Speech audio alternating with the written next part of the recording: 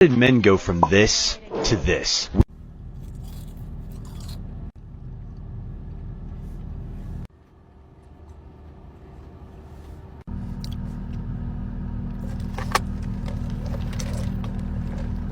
Read a book, numbskull.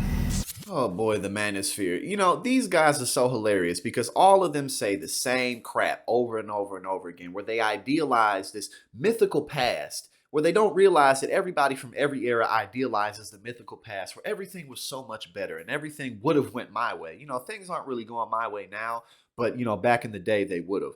Oh, when? You mean like when, you know, women really couldn't have pushed back and couldn't have told you no, didn't really have much choice, and you could have been the same fat, sloppy piece of shit that you are today, except that, you know, improving upon yourself wouldn't have been something you would have had to do like you have to do today. Making yourself better, improving upon your emotional health, your mental health, your spiritual health, your physical health, whatever it is.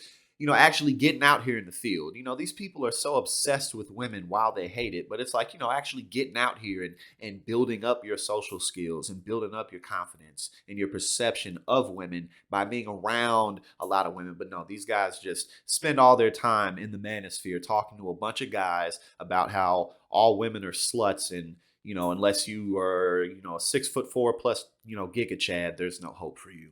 So this is the entire manosphere, okay? So instead, this is what they all do, Rhoda Tomasi, all those guys. Instead of admitting that there's something wrong with them and that that's why good women don't want to date them, they came up with these elaborate pseudo-scientific theories to explain why there are no good women. So that they don't have to admit to themselves that there's something wrong with them, and that they themselves need to do some growing, and that's why good women don't want to date them, and that's why they don't meet good women ever. And I always laugh exceptionally hard at these videos because it's like these guys are so superficial.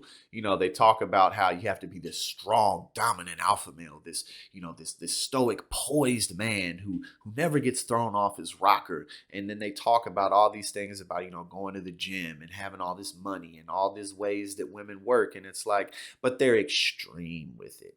It's extremism. It's not like general advice on how to improve upon your game or improve upon your relationships with women. It's extremism. It puts them into this mindset to where it's like, this really doesn't work in the real world. And that's how I know that you ain't got no women. While you sitting here preaching to all these guys, you know, these people who make this content have hundreds of thousands of followers or more. And it's like, none of them getting any pussy, and you ain't getting no pussy neither, because of what you're saying. I can tell that you're not. I mean, it's clear as day. And that's the problem with the manosphere in general. It's like, yeah, sure, you can find some decent advice in there, but for the most part, it's just a bunch of extremism from men who don't know what the hell they're talking about. What trad people don't seem to understand is feminism exists today because men misbehave. Women were at the house cooking, cleaning, taking care of the kids, while men were having kids with mistresses, cheating, living this double life. It got to a point where women were like, wait, so I'm just the maid and nanny? You're out here banging all these hoes, doing all this stuff on me, running game, and I can't go work, I can't support myself, I'm so busy at the house that I can't even get out of this relationship. I might as well go get a job and be independent and not need you. That's why we're at where we're at. The funniest part about these guys in the manosphere is how they're so hyper focused on the extremist elements in the feminist community. There's incels and then there's femcels. You know what I'm saying? But it's like, but y'all act exactly like the extremist feminists. You're always talking about how, you know, these women are how say that all men should die and they hate men. And it's like, but y'all hate women and y'all think women should be totally subservient to you.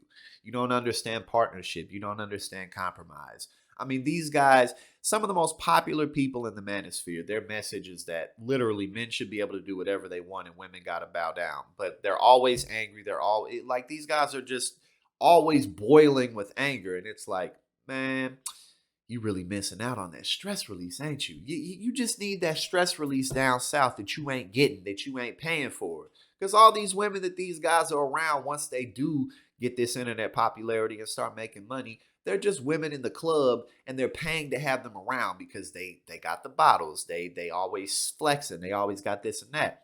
They don't have genuine relationships with women. So of course you're going to think the things that you do.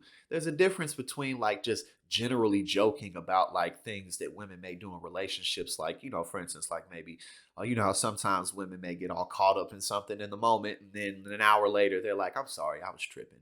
Or there's that, which is just general whatever. And then there's like, I can cheat on you, but you can't cheat on me. You need to. I don't want you. I don't want you to work. I don't want you to do anything. I think you should just stay your ass in the house.